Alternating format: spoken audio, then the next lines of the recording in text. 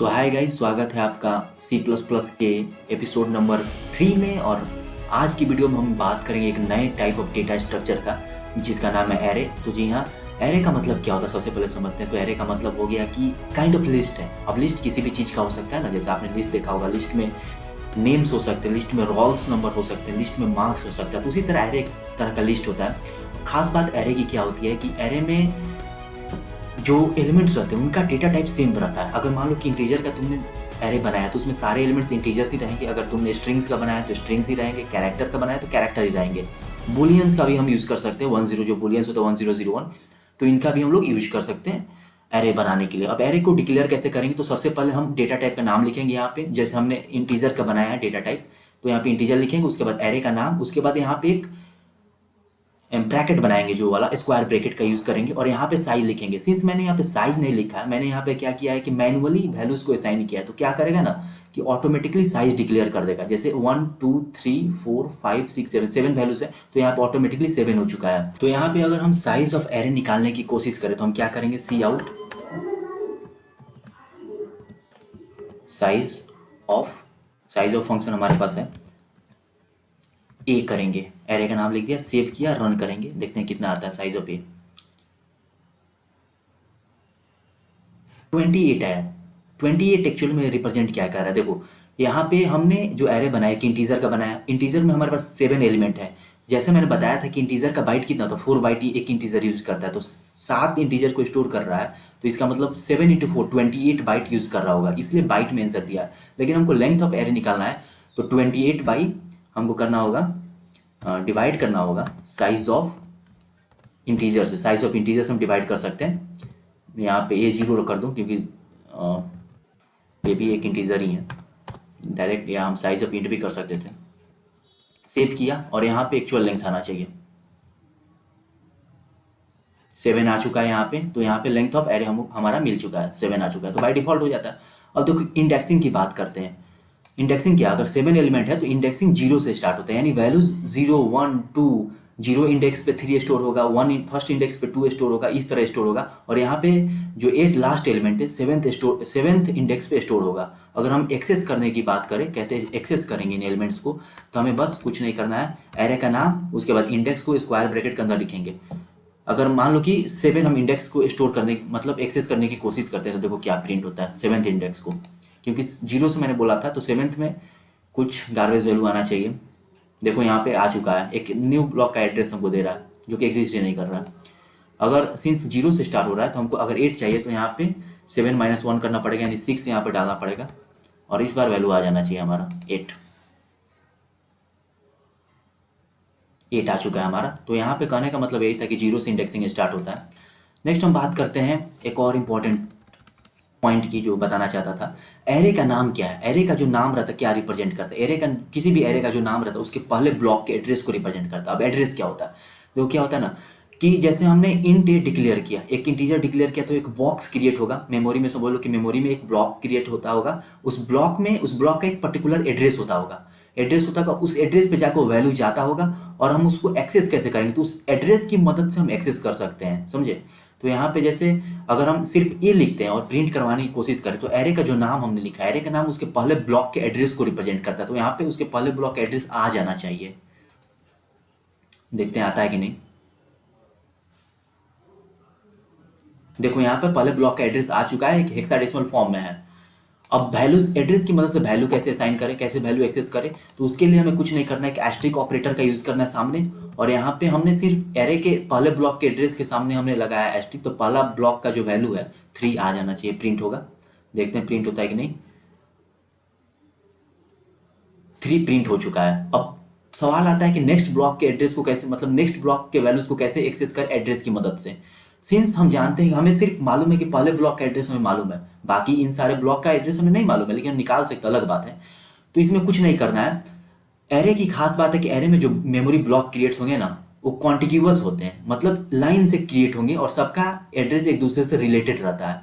ऐसा नहीं है कि इसका अगर मान लो कि इसका अगर 1004 है तो इसका 1008 होगा, 1008 होगा। क्यों होगा, इसमें एक्चुअल में होता क्या है कि जो एड्रेस का फॉर्मूला है, तुमको क्या करना है कि प्रीवियस एड्रेस प्लस जो साइज ऑफ डेटा टाइप है इंटू डिफरेंस से मल्टीप्लाई कर देंगे। जैसे यहाँ पे देखो, यहाँ का अगर मान के चल रहे हैं कि 1004 इसका एड्रेस है, 3 वाला जो पहला ब्लॉक है, तो डेटा टाइप क्या हमारा इंटीजर का 4 बाइट होता है, तो 1004 इंटू 1004 इंटू 1004 प्लस 4 इंटू यहाँ पे जो डिफरेंस है ब्लॉक इंडेक्स के बीच का डिफरेंस कितना 1 है, 0 1 है, तो 1 से मल्टीप्लाई करेंगे तो 1008 आ जाएगा। तो हमें कुछ नहीं करना है, यहाँ पे बस प्लस करते जाना है इंडेक्स को प्लस। जैसे हमको सेकंड इंडेक्स का वैल्यू चाहिए, सेकंड इंडेक्स का वैल्यू चाहिए यानी ये वाला, तो हम +2 कर देंगे यहाँ पे +2 कर देंगे, +2 करते हैं, आ जाना चाहिए इस बार, देखते हैं आता है कि नहीं। 1 आ जाना चाहिए,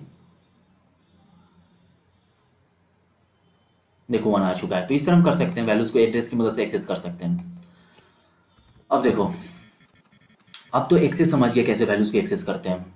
खास बात कि अब अगर हमें चाहिए कि अगर नहीं सभी वैल्यूज को एक साथ प्रिंट करें तो हम कैसे करेंगे। ये सभी अगर बोल दिया जाए क्वेश्चन में कि सभी वैल्यूज को एक साथ हमें निकालना है तो कैसे करेंगे, तो उसके लिए हमें लूप का कॉन्सेप्ट यूज करना होगा। लूप क्या होता है? लूप बेसिकली क्या होता है, कोई लिस्ट में आइटरेट कर सकता है, किसी वैल्यूज को आइटरेट कर सकता है। फॉर एग्जांपल के लिए लूप का हम फॉर लूप की बात करते हैं। बहुत तरह के लूप होते हैं हमारे पास, 3 तरह के, जैसे for loop, while loop and do while loop. अब कैसे हम फॉर लूप का यूज करेंगे, तो देखो यहाँ पे सिंटेक्स देखते हैं। फॉर, सबसे पहले एक इंटीजर, एक वैल्यू इनिशियलाइज करेंगे इंटीजर का, int I equal to 0। Since हमारा इंडेक्स 0 से स्टार्ट हो रहा है, 0 वाली वैल्यूज को हमको कंसीडर करना है, इसलिए हम 0 से स्टार्ट कर रहे हैं। तो यहाँ पे इनिशियलाइजेशन हो गया। यहाँ पे हमारा हम लिखेंगे अपना जो कंडीशन है, क्या कंडीशन होना चाहिए, आई लेस देन साइज होना चाहिए, साइज हमारा 7 है। एंड उसके बाद प्लस प्लस करेंगे, यानी हर स्टेप में आई का वैल्यू इंक्रीमेंट होगा। अब देखो हमें सी आउट करना होगा ए ऑफ आई, एंड उनके बीच में कुछ स्पेस होना चाहिए। एंड अब देखते हैं आता है कि नहीं। सारी वैल्यूज आ जानी चाहिए हमारे पास।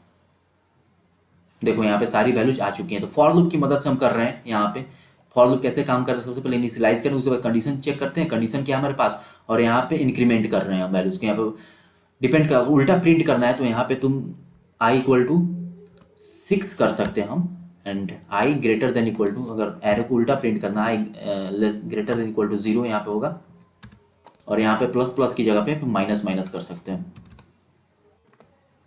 और इस बार वैल्यूज उल्टी प्रिंट होगी, यानी 8 से स्टार्ट होगा।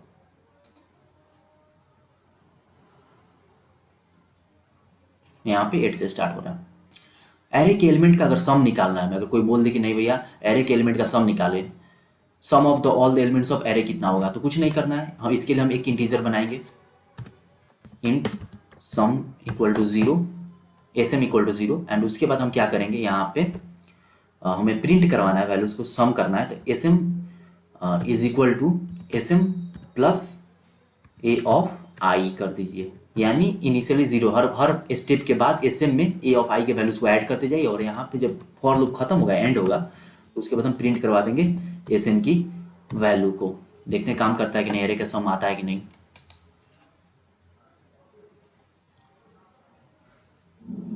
(28) आ चुका है हमारे पास, 28 आना चाहिए, देखते हैं कितना आता है। अगर ऐड करते हैं मैनुअली तो 3 2 5 6 9 13 20 28, तो सही काम कर रहा है। एरे का सम का यही फॉर्मूला हो गया, तो इस तरह काम करता है। नेक्स्ट हम वाइल लूप की बात करते हैं। वाइल लूप, वाइल लूप में क्या होता है कि सिंटैक्स इस तरह रहता है, यहाँ पे एक कंडीशन डालते हैं, कंडीशन जब तक ट्रू रहेगा तब तक चलेगा।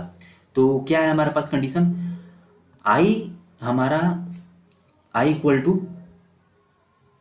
हम क्या करेंगे यहाँ पे एक इंटीजर आई बनाएंगे, इंट आई इक्वल टू 6 बनाएंगे, क्योंकि हमारा हमको मालूम है कि जो हमारा एरे है उसका लास्ट इंडेक्स 6 है। इंट आई, एंड इसके अंदर जाएंगे, हमको क्या करना है, सी आउट करना है, प्रिंट करना, सारी वैल्यूज को प्रिंट करना उल्टी डायरेक्शन में। तो ए ऑफ आई करेंगे, एंड स्पेस चाहिए उनके बीच में, तो इस तरह कर सकते हैं। एंड उस हर स्टेप के बाद आई को माइनस माइनस करना पड़ेगा, तभी तो वैल्यूज सारी प्रिंट होगी। देखने काम कर रहे कि नहीं, इसको कमेंट कर देता हूँ, कमेंट देख लो कैसे किया जाता है यहाँ पे। और इस बार देखो आ चुकी है सारी वैल्यूज, वाइल लूप की मदद से आ चुकी हैं। नेक्स्ट हम बात करते हैं डू वाइल लूप।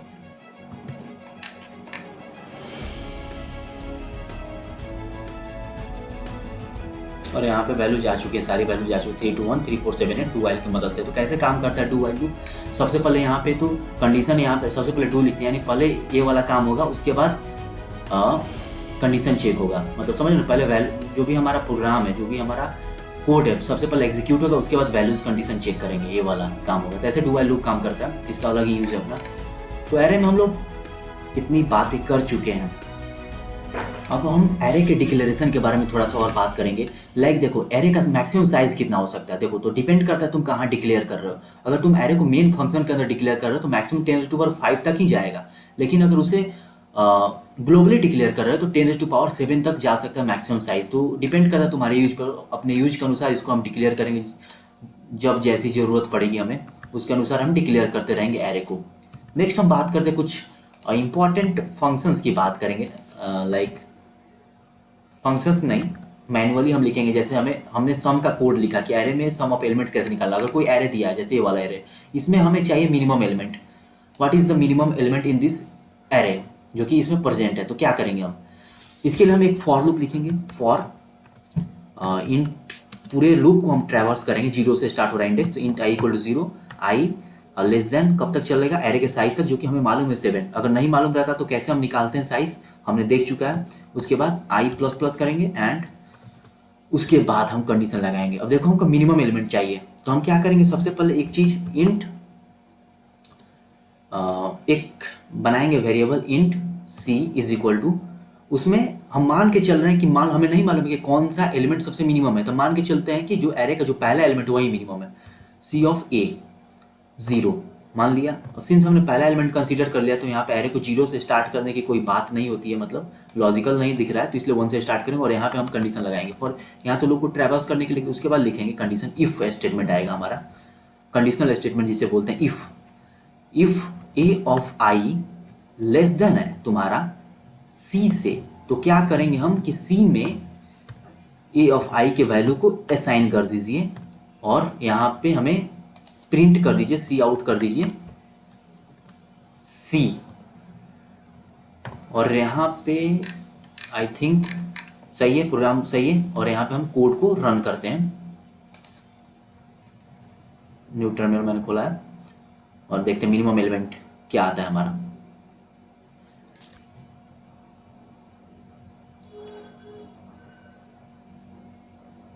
वन आ चुका है हमारा मिनिमम एलिमेंट। यहाँ पे देख सकते हैं मिनिमम एलिमेंट यहाँ पे है। अगर मैक्सिमम एलिमेंट निकालना है तो सेम हम लगा सकते हैं, यहाँ पे बस लेस देन की जगह पे ग्रेटर देन लगा दीजिए, और यहाँ पे मैक्सिमम एलिमेंट एरे का आ जाएगा।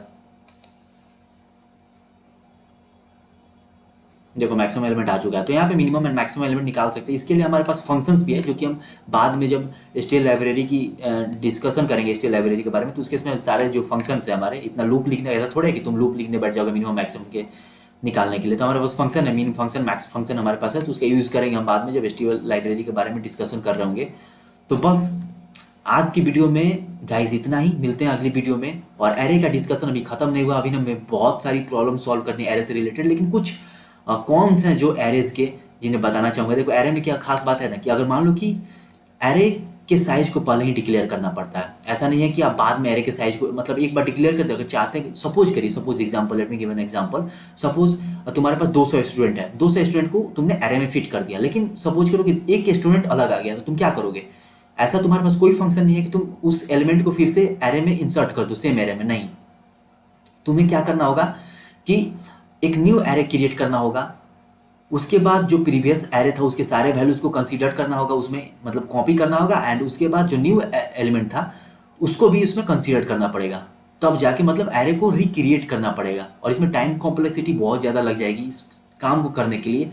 तो इसलिए एरे के बहुत सारे कौन से, लाइक सबसे यही है इसमें कि अगर मान लो कि अगर तुम चाहते हो कि साइज़ को बढ़ाना चाहते हो, तो तुम साइज़ को नहीं बढ़ा सकते। एरे का साइज़ फिक्स रहता है, एक बार तुमने डिक्लेयर कर दिया तो फिर तुम दोबारा नहीं बढ़ा सकते हो, तुम्हें फिर से क्रिएट करना पड़ेगा एक न्यू एरे। तो उस चीज़ से बचने के लिए हमारे पास कॉन्सेप्ट एचटीएल लाइब्रेरी में वेक्टर्स की, जिसके बारे में हम बाद में बात करेंगे। लेकिन ये कुछ कौन से एरे के जिन्हें हमें ध्यान में रखना होगा। लाइक बाकी सब कुछ ईजी है, लाइक एक्सेसिंग ऑफ वैल्यूज़। अगर वैल्यूज़ को एक्सेस करना है तो बहुत आसानी से कर सकते हैं, और सारी चीज़ें तुमने देखी। एक और चीज़ मैं बताना चाहूँगा कि एरे में क्या होता है ना, कि अगर हम कोई फंक्शन बनाते हैं फॉर एग्जाम्पल के लिए यू नो एग्जाम्पल लाइक मेरे पास एक एरे है, मैं एक फंक्शन बनाऊंगा मेन के बाहर। फंक्शन क्या है? फंक्शन सेट ऑफ कोड्स है जिनको बार बार तुम रिपीट कर सकते हो अपने प्रोग्राम में। एग्जाम्पल के थ्रू देखो, एक मैंने इंट अब वॉइड सम करके बनाता हूँ, कुछ रिटर्न नहीं करेगा हमारा फंक्शन।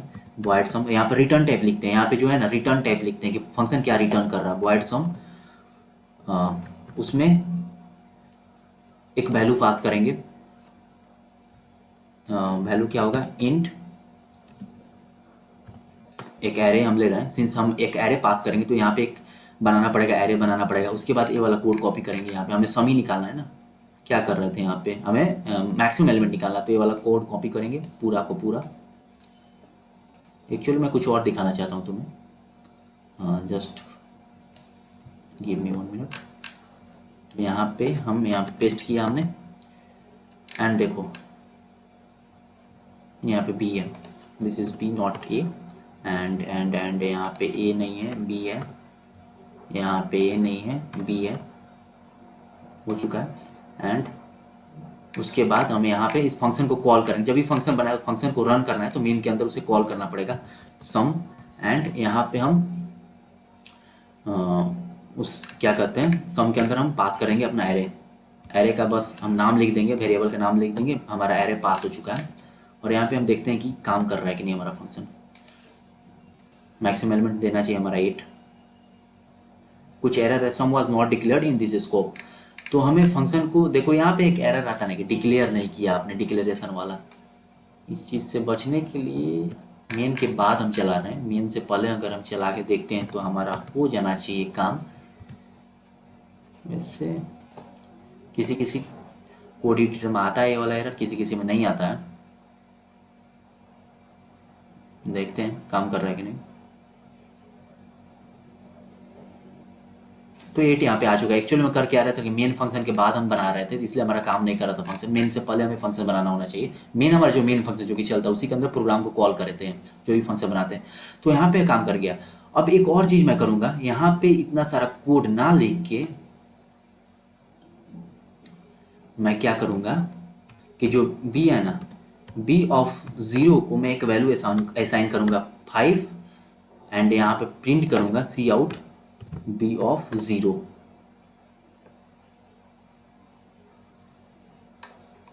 और यहाँ पे जो सम है, यहाँ पे सब कुछ सही है।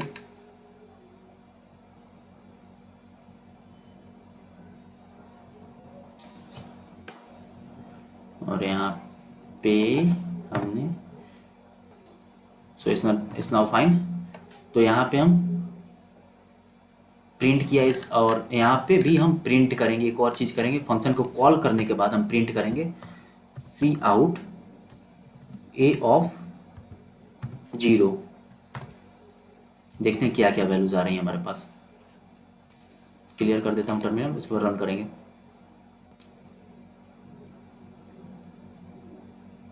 5 आ रहा है। एक्चुअली में हो क्या रहा है, देखो हमने एड्रेस तो पास नहीं किया ना, हमने सिर्फ एरे का नाम पास किया है। एरे का नाम पास करना का मतलब वेरिएबल का नाम पास किया सिर्फ। इसका मतलब हमने एक कॉपी दिया है, कॉपी दिया कि लो भाई एक मेरी कॉपी ले लो, मेरे पास एक एरे है, मेरे पास एक एरे है, उसकी एक कॉपी मैं तुम्हें देता हूँ, तुम्हारे मन में जो करना है उसके साथ तुम कर सकते हो। तो इसने क्या किया कि कॉपी जो था उसको एक वैल्यू दे दिया 5, और यहाँ पे प्रिंट कर दिया। तो सही यहाँ पे 5 आ रहा है, यहाँ पे 5 आ रहा है, लेकिन यहाँ पे भी 5 आ रहा है। एक्चुअल में क्या होता है, तो ऐसा क्यों नहीं आना चाहिए ना, क्योंकि हमने जब कॉपी दिया है तो हमारे पास तो एक्चुअल डाटा रहना चाहिए। ए ऑफ 0 की जगह पे हमारे पास 3 आना चाहिए, लेकिन क्यों नहीं हो रहा है। एक्चुअल में क्या होता है ना कि बहुत इंपॉर्टेंट कॉन्सेप्ट है, एरे में जो वैल्यूज पास करते हैं तो बाय डिफॉल्ट बाय रेफरेंस ही पास करते हैं, यानी हम एड्रेस ही देते हैं। यहाँ पे जब हम फंक्शन को कॉल करते समय यहाँ पे जो पास कर रहे हैं, तो यहाँ पे हम क्या कर रहे हैं, यहाँ पे हम कॉपी नहीं दे रहे, हम एड्रेस दे रहे हैं। यहाँ पे मैंने शुरू में ही बताया था कि एरे का जो नाम रहता है उसके पहले ब्लॉक के एड्रेस को रिप्रेजेंट करता है। तो यहाँ पे हम एड्रेस दे रहे हैं, समझे बात को।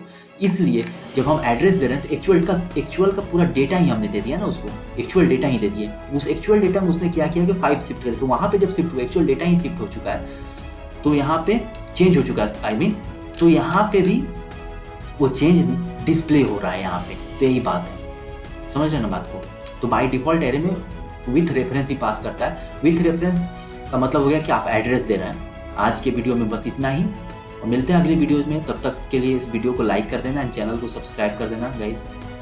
Thank you.